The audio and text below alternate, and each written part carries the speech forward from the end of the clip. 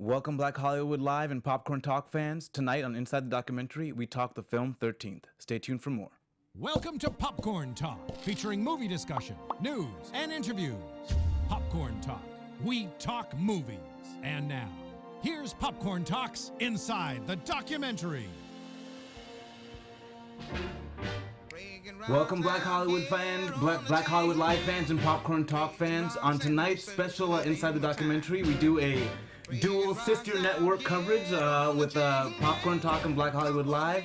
My name is Shaka Smith. You can find me on Twitter, Instagram, and Snapchat at Shaka Strong. I'm joined by two sets of co-hosts here, actually. My fellow lawyers, Justice is Served co-hosts Yemi and Chelsea, and Angela from Queen Sugar. Why don't you guys introduce yourselves? Hi, I'm Yemi Agbayani. You can find me on Twitter and Instagram at YemYems. I'm Chelsea Galicia at Chelsea Galicia. You can find me on Twitter at Anjy_Scates. Well, guys, we certainly had a very eye-opening documentary to watch. What I thought was very interesting about this documentary is it was based on this book called The New Jim Crow by Michelle Alexander. And Cornel West, who wrote the foreword for the book, he had a statement that I wanted to just kind of read. It says, "Once you read it, you have crossed the Rubicon and there's no return to sleepwalking." And I want to know what you guys felt about that in relationship to this film. I like that. I think it resonates a lot, the idea of waking up, and once you are awoken, you can never go back to sleep. I mean, hopefully you can never go back to sleep. Yeah. I think too many of us have fallen asleep at the wheel, and so part of that is what has contributed to us finding ourselves in the situation that we are today. But I hope, that once you become woken up to the situation, that you can no longer stand idly by and just let this injustice continue. Yeah. I think it's really lonely in this space to be woke, whereas you expect your family and your friends to join you on this journey, and a lot of times they are just not in the position to do that. So a lot of times once you do cross that Rubicon, it's really lonely in that space, I think, a lot. Call me, because I can talk about this all day long.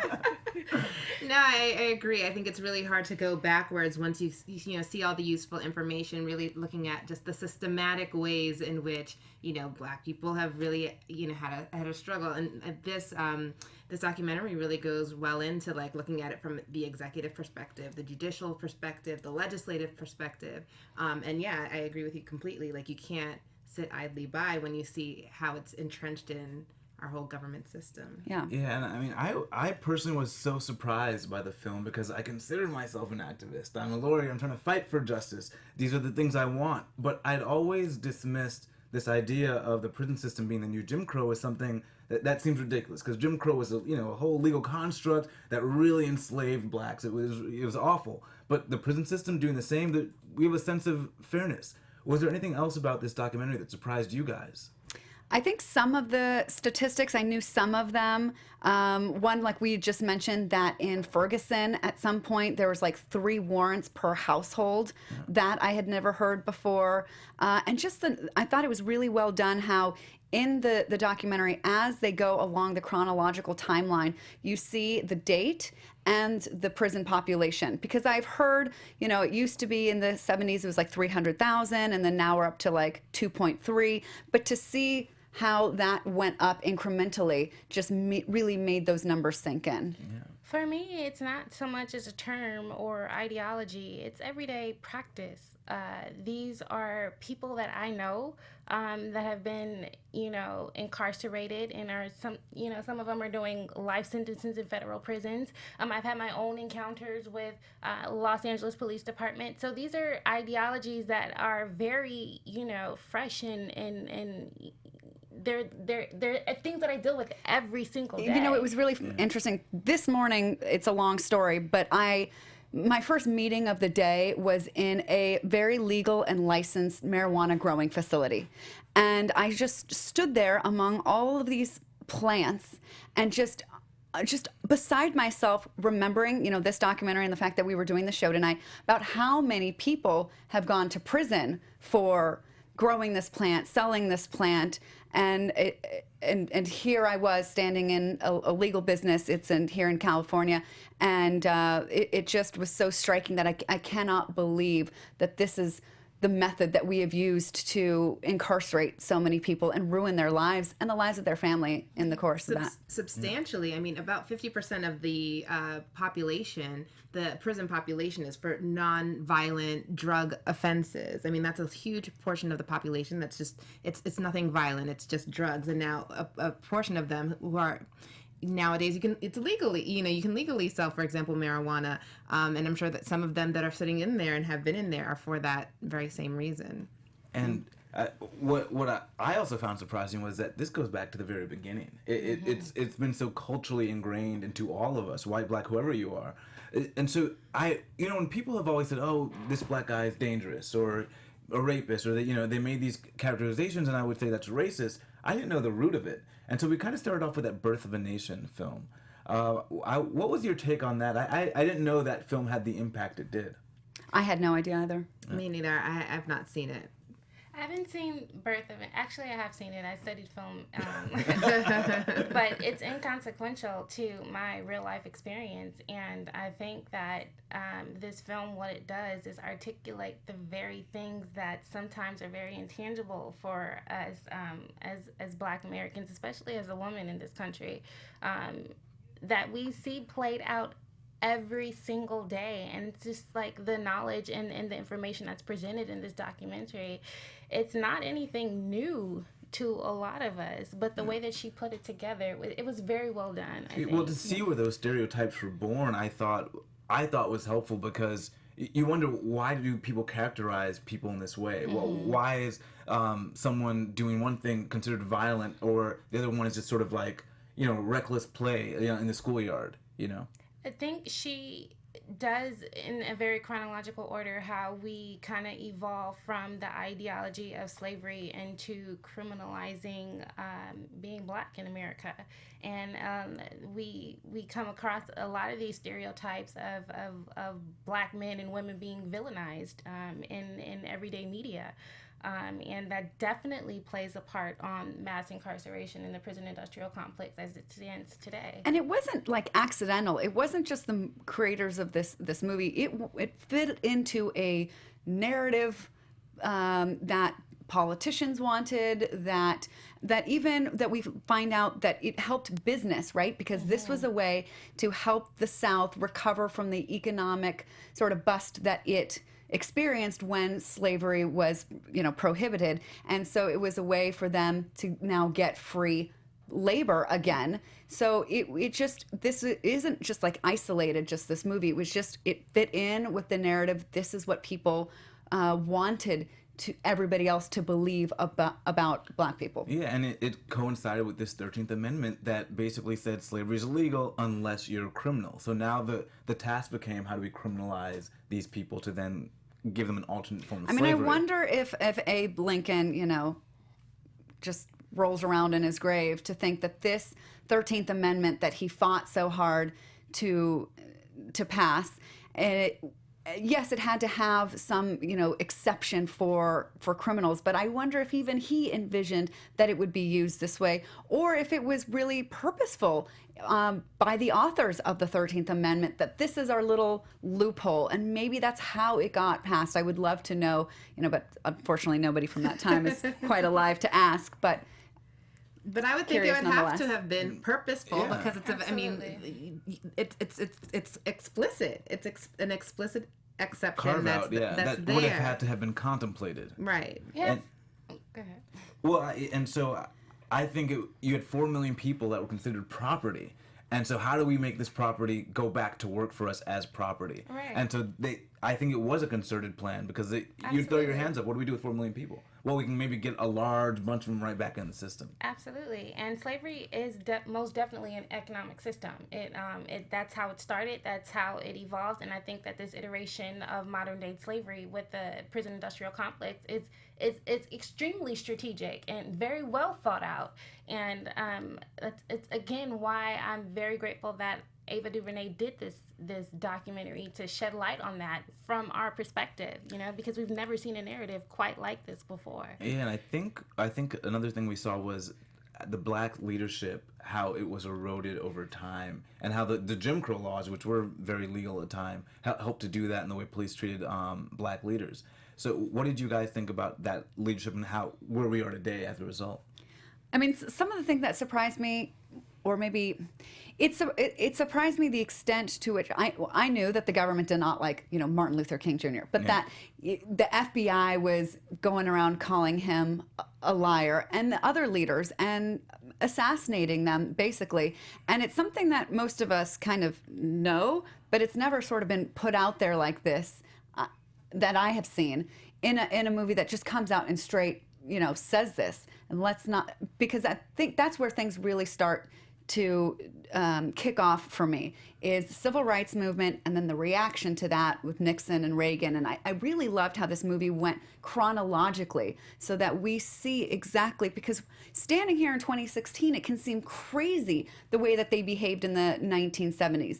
And some of that behavior was, in fact, crazy, but you can see what it was a response to. Yeah, and I think to speak to that, they did so well in the film with juxtaposing some modern-day rallies with what we had seen in the 60s and going, oh my God, like, to me it goes, has anything really changed? That was one of the things that really stood out to me in the movie. When the documentary opens with scenes of kind of the end of segregation, students integrating the schools, and you see the crowds pushing the kids, yelling, get out of here. They're pushing some black man, and then at the end, and you're like, wait, did they go to a Trump rally?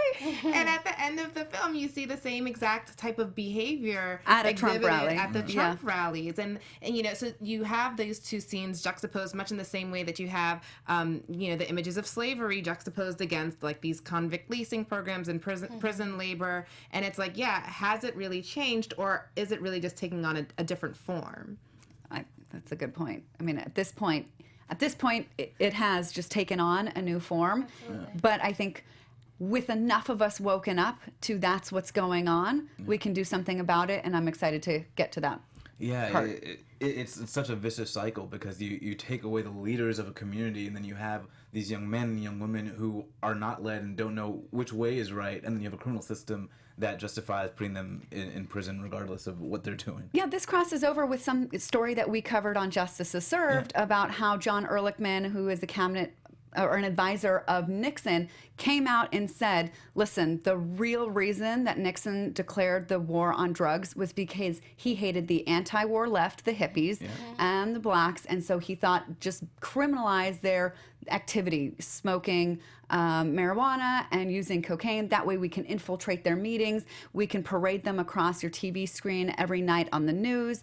We can discredit their leaders, and this is how we destroy them. More so than just criminalizing the behavior of participating in drugs, it's criminalizing the behavior of being black. It's criminalizing the behavior of being impoverished. It's criminalizing the behavior of being poor. Like, these are things that were very strategically sought out and to create this whole mass incarceration system. And I think it's horrifying. It's crazy. Even though I know, and even stemming from my own personal history, it's crazy for me to think that this is actually what happened. Yeah, and it wasn't that long ago. And so we basically go from the 13th Amendment, and then we have these lynchings, and then we have Jim Crow, and then finally the end of Jim Crow, and you think there's some breathing room, and now we have this war on drugs that Nixon initiates. And then that's really further perpetuated quite heavily by Reagan. What did you guys think about Reagan's role? Because in '85, Reagan actually hired a media team to kind of push crack and how the harmful evils of crack. They hired a media team to push that to the public. What did you guys think about that? I think that crack is something that was an epidemic in more black communities, which is why the punishment for those people doing those kinds of drugs were more stringent. And powder cocaine is something that I think it's more of a suburban drug. A lot of non-people of color participate in that, which was why it was more lenient, and it was, again, very strategic in its sense of using black bodies as a means of profit, disregarding their humanity. And it's something that we see over and over and over again throughout our history.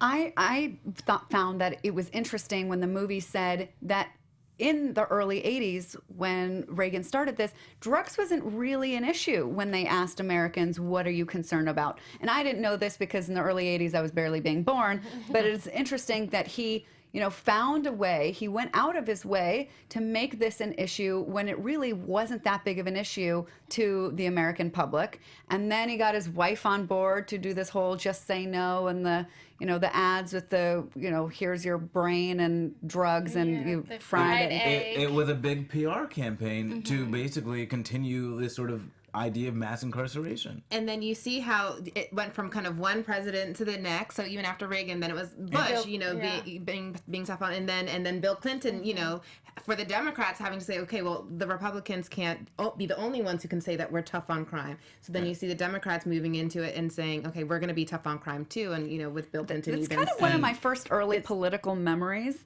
Is hearing this like tough on crime thing, and I remember thinking, yeah, that's a good idea. Yeah. But in all fairness, I was 11. I couldn't vote, and so I forgive my 11-year-old self for not knowing better. But you, how could you have known better? Because it's part of the systemic way that we've all been entrenched. I mean, there were black leaders that thought this was a good idea.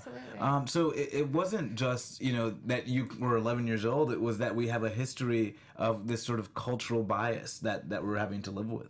And then it creates this large snowball effect, and then we have all of these, very, very stringent laws, whether it's 3 strikes or mandatory minimums, longer sentences, removing discretion from judges, and now we see, and these are the cases that we talk about on Justice to Serve. Yeah, and I think what's sad is because we talked about Bill Clinton as being the first black president, as being this president that was really looking out for black people.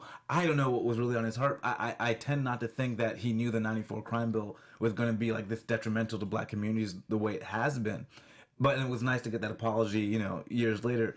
But what did you guys think about taking them to task, the Clintons, who have historically been a very, friend to the African American community? I don't know that they have been a friend to the African American community. I think, in theory, that's what we've accepted.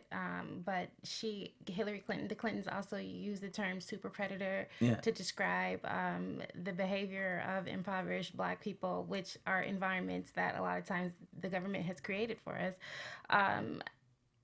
I'm not sympathetic at all, honestly. I wouldn't say I was sympathetic. And the documentary does a good job of showing, as you were talking about, how they show the increase in the prison population over time, and it does a good job of showing how under Bill Clinton, the population went from about 1 million to about 2 million during the course of his presidency. Yeah, I had heard the super predator comment, and I thought that she created that, she had come up with that, but no, it seemed to be a cultural word that was used at the time that she repeated. I'm not sure if that makes it much better, but at least in my mind, it made sense why she said that she was trying to go along with this culture of being, tough on criminals.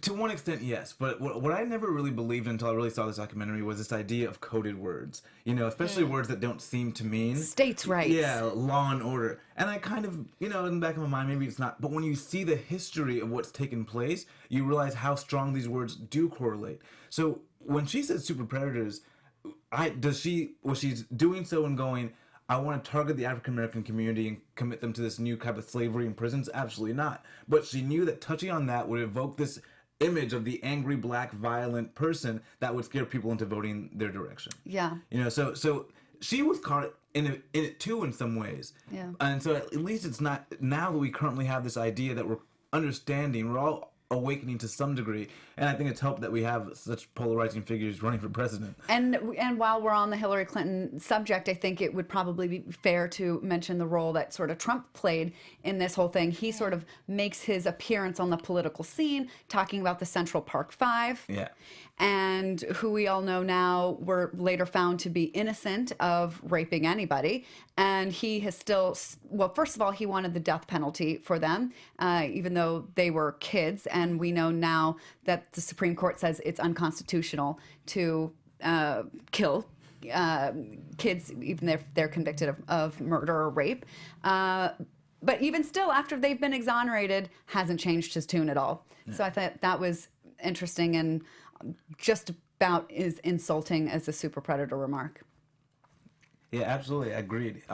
But what we do see now is this idea of politicians and corporations acting together.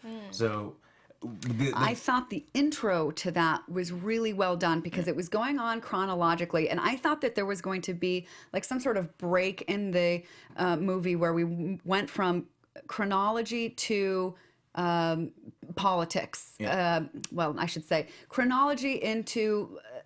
It was going to be a break, but it actually went really smoothly because it kept going, and then we hit Trayvon Martin, stand your ground law, and then boom, we find out who is behind it, and the whole thing now just made one logical, linear sense, and it didn't have to be broken up at all. And I thought it was very well done by the filmmakers to make it so seamless, that transition into what was going on behind the scenes in politics that caused situation. I don't even think it was the filmmakers. It was just how time evolved. They went, here's slavery, we need a new system of slavery. Now we're going to privatize it to make more money, and here when we privatize it, we need X amount of people in our jails, and this is how it's going to happen. I think for me, it was just like kind of a jaw-dropping moment because I had known about ALEC, the American Legislative Exchange Council, before this movie, and I was excited to see how they were going to approach it because in so many documentaries that I have seen that touches on social justice issues or even, corruption of our food supply or whatever it is, at some point it whittles down to ALEC and big moneyed forces. And the way that this came about was that ALEC had written the Stand Your Ground law, and I did not know that. That was a big, shocking moment in the movie for me. It's kind of ridiculous to know that big business and corporations are actually creating legislation that affect people based on a profit-centered system. It's like humans don't matter. It just makes me lose all kind of hope, some kind of hope in our system. I think that America is a country that has so much potential, and when you learn about things like this, it's just it's devastating, It's a blow to your faith. Absolutely. America, I've always felt that you want corporations to some degree to collaborate with lawmakers in terms of things that are helpful for making legislation. Collaboration, sure. Well, yeah, that's what I mean. This takes... Oh, no, this is going... Yeah, no, what ALEC does goes far. So, but it's like, how do you make them resist their natural impulse? How do you make them collaborate with lawmakers on things that would move humanity forward and resist their natural impulse for profit that would actually be a detriment to people? Well, that's a very great question, and I can go there really quick if we're all ready for that. I'll give somebody else a chance to speak before I just go down this road and not stop. Do you want that? Go for it. Here is the thing: a corporation is, by legal definition, has a duty to go after profits for the sake of the shareholder. Right? We know that. There are no, it seems, regulations or any hiccups, obstacles that stop this corporate force, which if you run it through a psychiatrist, if you run it through the statistical manual on diagnosis for mental disorders, a corporation is a sociopath. It cares nothing about anybody around it. It's only for itself, right? So we know that. That's how the laws are written, that a corporation is supposed to behave. But we seem to forget about that, or then we just give corporations rights that people have, like we saw in the Citizens United Supreme Court decision case. And so it's just been... We understand that that's how a corporation is going to behave, but there has been nothing to stop that. And that is why I think the goal of getting big money out of politics is the central solution for this and so many problems. I agree. Why do you want big corporations involved in making legislation? Well, for me, I say things like, if we're talking about technology and the corporation knows the best way to get a particular technology, whether it's a firewall or this, that would trickle down to consumers. So you want legislation where they work with the corporations to know what makes sense, what could happen, or what could be passed. But the only thing that makes sense to them is dollars. Well, so it would make sense if it went from politicians writing it and then consulting corporations how do you see this playing out versus what we have going on now, which is ALEC and the corporations in it write the bills themselves, hire a politician by funding their campaign, and then slap the politician's name on it. Sometimes they forget to take off the ALEC header when they present it to the Senate or the House. And on top of that, we have the fact that it's one-sided. So we know that a lot of the politicians and corporations that are involved in this ALEC group, they tend to be more Republican-leaning and more conservative-leaning. So it's not as though it's a diverse group of politicians getting information from a corporation and then, working together to see how we can reach something doable. It's really a one-sided piece of legislation that's then getting introduced. But the other side to that is that there are several charitable groups that have model legislation, and that's what you do. You go to the congressman, you give him model language so that he can enact what, it might... So that's fine, but I don't think that those people were the same ones that got them elected. Right. Oh, yeah. You mean those organizations aren't the same ones that elected the politicians? Yes. But what if they had the power to come together and start helping to do that? Well, I mean, that's the argument for some groups to support Citizens United, because they say, well, now unions can do the putting money into campaigns the same way that big businesses. But this is basically just a war between who has the most money, which means that unless we're massive millionaires, our voices don't count the same way as David Koch, Yeah. And I think that is something else, that there are individuals sort of in this game who are pushing this stuff. So, if you don't know who the Koch brothers are, go Google them. Koch, not as in the soda, but as in Koch Industries, Koch. Yeah, and we know they're part of ALEC. Yeah. There's documentaries about them that go into who they are and what their agenda is, and they are the biggest contributors to ALEC, and for a long time they were like a secret society. Mm-hmm. It's only been in the last probably 5 or so years that activists have gone in and brought cameras and protests outside of the big meetings that ALEC holds, and then has gone on to get supporters to tell companies to drop their membership in ALEC, and it has worked for a good number of companies. I meant to look at, to Google the list of companies that have dropped ALEC, and many have, not enough. Yeah. So ALEC is still pretty powerful. And then, disappointingly, there have been some companies that have dropped, but then found ways to still support ALEC, like Walmart. Yeah. And so it's about knowing which companies are involved and the politicians that they support. And I think we also saw a discussion in the film about privatization of probation and parole. Yeah. What do you guys think about that? The GPS monitoring systems and that new form of potential slavery. I think it's a new iteration, and I think it will always be a new iteration of the status quo.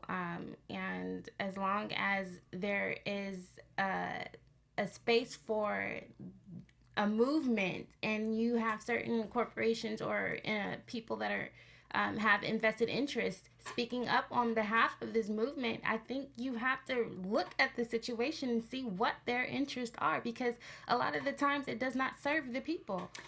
When I saw that, I was like, oh, this is how private prisons allowed the federal government to agree to, well, they didn't get them to agree. The federal government recently came out to say that they were not going to renew their contracts with private prisons. Yeah. And we're like, wow, how did that happen, right? It was like, I was jumping on joy inside when that came out, and we covered it on Justice. But then now it's like, oh, they're going to let them be at home with monitors on them, and that's given somebody else a profit. Okay, now I understand. Yeah, I wasn't surprised at all. I mean, I think that's how corporations work. If they're going to be sustainable, they have to be adaptable. And we see that there's a move against, private prisons, and we see this change taking place in the federal system, or wondering whether it's going to take place in the state system. And I think these corporations are anticipating that, and they're saying, what are some alternative means by which we can still reap this profit off of this system, seeing these changes that are coming down the pike. And I think that also lends itself to what they're now calling crimmigration, which was another big surprise to me as well. And they're calling these detention centers, but essentially they're prisons. They're prisons. Yeah. With terrible conditions, similar to the conditions that we saw in the private prisons, for people who are not criminals, at all. even worse, right? Like even worse. I mean, at least in the criminal context, at least they are criminals, and then, but not to say that they should still be treated under such inhumane conditions. But then when you see that in the immigration system, I mean, that's And it's even like children worse. in And there. that was another families. shock, was the inhumane conditions. You think of prison, you think people don't deserve certain rights, but when you look at the actual conditions they had these people in, that they highlighted how tiny the cells were. We had the one mother, I believe her name was Dolores Canales, and her son's been in solitary for 14 years, not a window. Did that surprise you? Those conditions surprise you? It doesn't surprise me. Again, they don't look at the humanity of people. It's not a concern to them. And I thought that was one of the surprised great me. moments. It definitely surprised me. I mean, because we always say that prison is supposed to serve. Yes, it's supposed to serve a penal purpose, but it's also supposed to serve a rehabilitative purpose. And if you are locking someone in essentially a cage with no light, I mean, how are they even going to feel their own humanity if they know they're not being treated Much less somebody like else's. humans? Yeah. they don't. I thought one of the most powerful lines of the movie, and I don't know who said it, it may have just been a voice, but it said, the opposite of criminalization is humanization. Yeah. And I thought that was incredibly powerful, then if we can all remember that. Because I think some people are like, really, who cares about these people? They're criminals. They got what they deserved. Whatever. Moving on to bigger, more important things. Yeah, and I think we forget that once you're branded a criminal, all of a sudden employment gets harder. You're faced with tons of discrimination. Almost any form you fill out, whether it's you want to get loans for college, you're checking this box. And let's forget that a lot of oftentimes, for example, if you're convicted of a felony, you're disenfranchised. You lose your right to vote, and so you can't even necessarily meaningfully contribute to the political process by exercising your right to vote and by choosing the individuals who you think will, lead the country in the right direction or lead your district. In And the a right lot of lost people are your like, voice. oh, but Period. those are you've felons. Who even though cares you've- about felons? Even though you've served your debt to society. Yeah. There is no coming back, and that's the problem. One of the things that was surprising, I knew that a lot of people pled guilty in these plea bargains that Yeah. prosecutors offer people, but the statistic of 97% was really, really high to me. So there are a good number of felons who have never committed a felony. Yeah, and we think of these judges as neutral arbiters of the law, but they don't even have it in their discretion. Yeah, it's Yeah. not up to them. The mandatory sentences take it out of their hands. And it seems that when it is up to them, you get these like sort of Brock Turner sentences, and I think another quick thing that we should touch on is kind of that '94 crime bill and how it did militarize police. I feel like a lot of the violence we see today is a result of that, the Philando Castiles and. Yeah, I think that is a really great point, and I'm glad that we've gone here in this conversation, because now why this is getting so much attention, I think, is because every week on Justice we cover another story about how police have killed a black man in this country, or women now we're hearing about. So it's a continuation, and it's part of all this. It's not an isolated, separate part of this story that we're now just saying because of cell phone cameras. And I actually, for the first time, started to see that even the police are oppressed by the same forces that are causing this mass incarceration. And by that, I mean the war on drugs.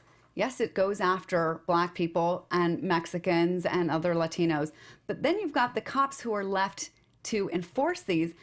How much time and energy do you think they spend on silly drug offenses where they could be out investigating rapes and murders and things that are more important, things that they probably thought they would spend more time on when they decided to be police officers? Yeah. And so I started to see that, this whole militarization, and, they need to keep these jails filled, because if the private prisons are not filled, the state has to pay them anyway. And so that pressure is going to be passed along to law enforcement, and then they're going to act it out. Yeah. Not saying that it's an excuse for what we've seen, but I now understand some of the really heavy pressure that's come down on them. It's the same force that's causing the way that we treat black people in this country. And so I think that the establishment, politicians, and members of ALEC like it when we're pointing the finger at each other's. It's the cops versus Black America, Black Lives Matter, Black Lives Matter versus law enforcement. And as long as they keep fighting and pointing the finger at each other, nobody points the finger at the real cause, which is these ginormous forces of money in our politics. Yeah. Well, I think 13th is certainly starting to do that. Absolutely. I think that the police brutality that we are starting to see, on a mass level is not something that's new to the Black community. And I think it's symptomatic of a bigger problem. And as long as we are in a position to have these kinds of discussions about it, I think it's important. I think that the work that Ava Duvernay is doing is important, and the narrative that she's created around this situation. I've never seen it done quite like this before. Yeah. And I'm grateful for this platform and this discussion to kind of just open it up, Yeah, I love that they talked about the power of the visual, and that's what we're dealing with. People debate, should I show this? Will it desensitize people? Will they think this is too common and get used to it? But the power of the visual throughout the Black community is really what changed us. It wasn't really until people saw people getting hosed with the water and with the dogs that people wanted to do something about it. And it was also about creating a coalition, because you can't just change it just African Americans. It's got to be a coalition of Americans, of people together.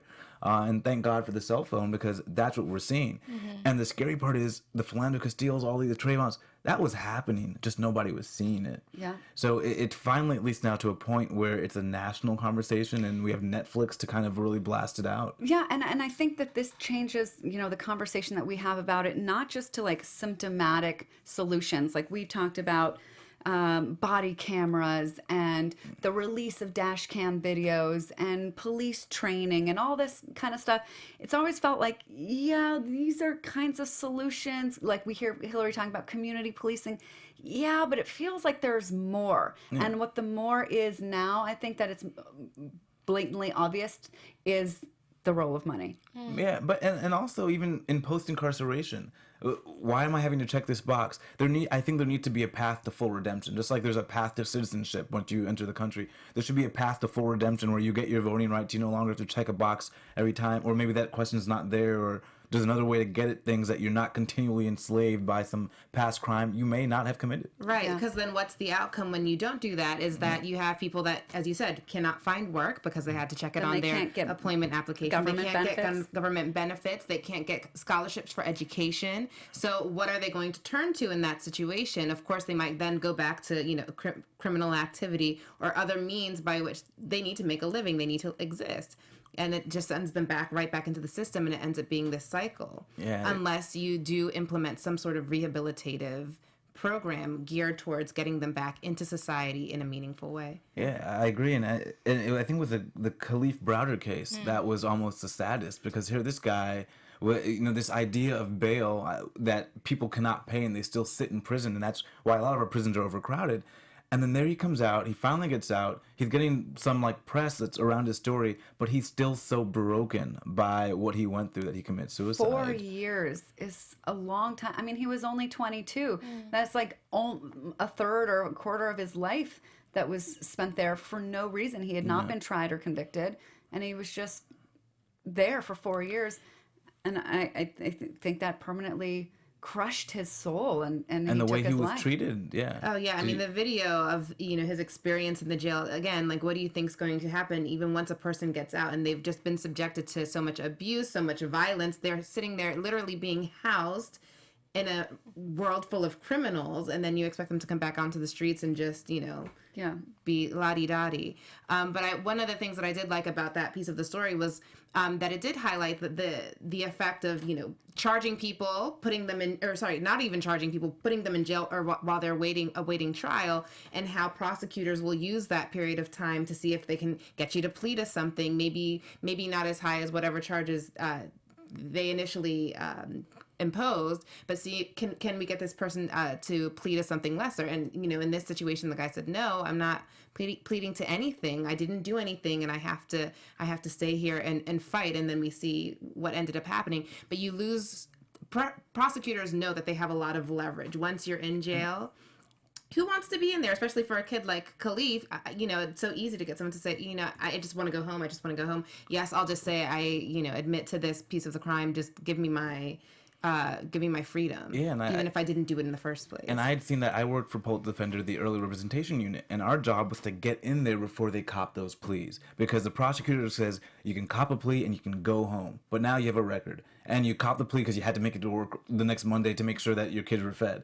And now if you get picked up on something real or imagined the next time, that is more of a record that you might now have. And then if you get the 3 strikes, exactly. Imagine how that then works up with the 3 strikes laws. Yeah, so it's a perfect storm to keep people like very imprisoned in a very small box. One thing I thought that was interesting, that was presented in the documentary, is that the prison system, the justice system would fail if it was not for the plea bargains and the things that were, happening outside of actually going to trial. If everyone took their day in court, it would just fall down, which I was surprised by. I thought we had a system that worked. I was surprised by that high number of plea deals. It's absolutely ridiculous. Well, this film certainly was so meaningful, and it's so poignant, I guess, around election time. So timely. When it showed you just how the different arguments were made based on race and based on these paradigms, and now we're kind of almost faced with a very similar choice. But both parties, I think, need to be woken up to this issue. I don't know if everyone's fully aware of what's Bernie happening. tried. So it does look like people are waking up, at least one side's waking up to it. But The progressive wing of the Democratic Party. There's a portion of the film where they show, I think, what was it? Nixon talking about the need for law and order, and then kind of, again, juxtaposing that with Donald Trump at the debate the other day, talking about the need for law and order. He is Mr. Law and Order. Yeah. Well, I'm hoping, just as that sort of law and order argument kind of Bill Clinton went ahead and had to co-opt that in order to get elected, that we see that the argument Hillary Clinton is making, that Republicans one day in the future, whether it's 100 years from now or not, take on that argument as well, as that there needs to be some sort of justice reform. That's more than just law and order as an answer. Well, it is criminal justice reform, but it's so much, and so much more than that. And I actually think this is good news, because, like I said, if we take the police and Black Lives Matter and get them to see that they are not each other's enemy, that they actually have a common enemy. Yeah. And in fact, that common enemy is shared by environmentalists.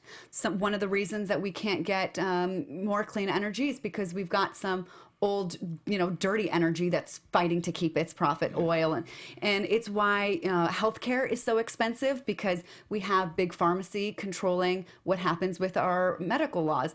And we have crazy stuff going on with our food supply, because we have big agricultural companies that are... So all of these different concerns, women's rights, workers' rights, all of these seem different, seem separate, seem exhausting and overwhelming on their own. It's like you don't even know which one to pick. But the truth is you don't even have to pick one, because they all share an underlying thread that holds all of this madness together. And there is just that one linchpin that, if we pull that out, would help all of these problems. And I'm not a Pollyanna trying to say that this one thing is going to take care of all of these problems, but none of these problems can get practically addressed unless we deal with money and politics, campaign finance reform, and all sorts of things that allow legal corruption to be going on in our politics. Nice. And my next question was going to be, what's your one takeaway? I think we got that one takeaway.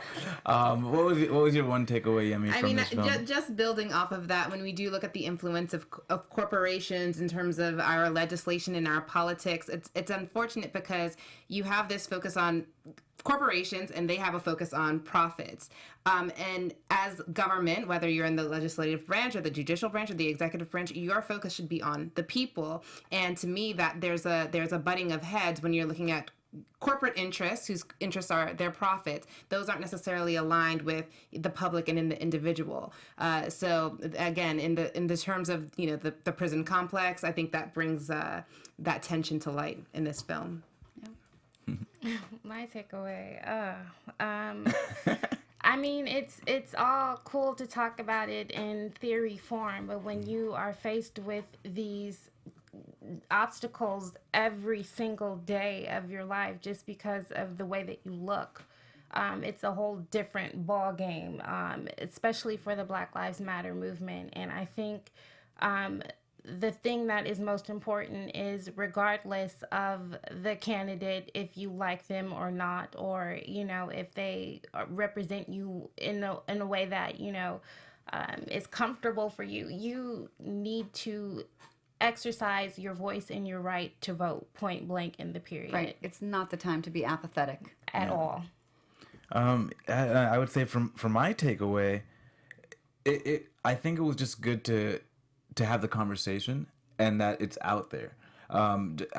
Michelle Alexander, in her introduction of the new Jim Crow, she talks about this idea not being something where there's a solution, but having a dialogue, because enough people just don't know that it's happening. And so I'm glad that we have, you know, the 13th, and we have Netflix to let us know what's happening so that we can begin change. But any system that denigrates people, they're going to find a way to put a category of people into that denigrated class. It's basically that caste system. And so whenever you have an exception for criminals, guess who they're going to target? So whenever you have an exception for any other group, guess who they're going to target? So we just need to have a path to full redemption in society for all aspects of it. But it's certainly a lot to think about going forward. Highly recommend this movie. I have been telling everybody that I've been having any kind of conversation with. It was like, hey, I'm going to go grocery shopping. I'm like, oh, really? You know what you should do right after you go grocery shopping? And so for anyone watching tonight, I'd say your one task is to tell another person to go watch this film. It's on Netflix. We can all watch it. My name is Shaka Smith. Hopefully you guys enjoyed our show. You can find me on Twitter, Instagram, and Snapchat at Shaka Strong. Oh, you can find me, Yemi Agbayani. It was great being with you guys tonight. You can find me on Twitter and Instagram at @YemYems. Thank you so much for including me on this panel. Thank you for watching, and you can reach me at Chelsea Galicia. It's Anjy Scates. You can find me on Twitter at Anjy_Skates. Thank you for joining us, guys. Have a good night. From executives Keven Undergaro, Dario Kristen, Tiana Hobson, and the entire BHL staff, we would like to thank you for supporting Black Hollywood Live, the first online broadcast network dedicated to African American entertainment. For questions and comments, contact us. info@blackhollywoodlive.com. Like us on Facebook, tweet us, or Instagram us at BHL Online. And I am the official voice of Black Hollywood Live, Scipio. Instagram me at KingXOBay. Thanks for tuning in. Hollywood redefined. The views expressed herein are those of the hosts only and do not necessarily reflect the views of the Popcorn Talk Network or its owners or principals.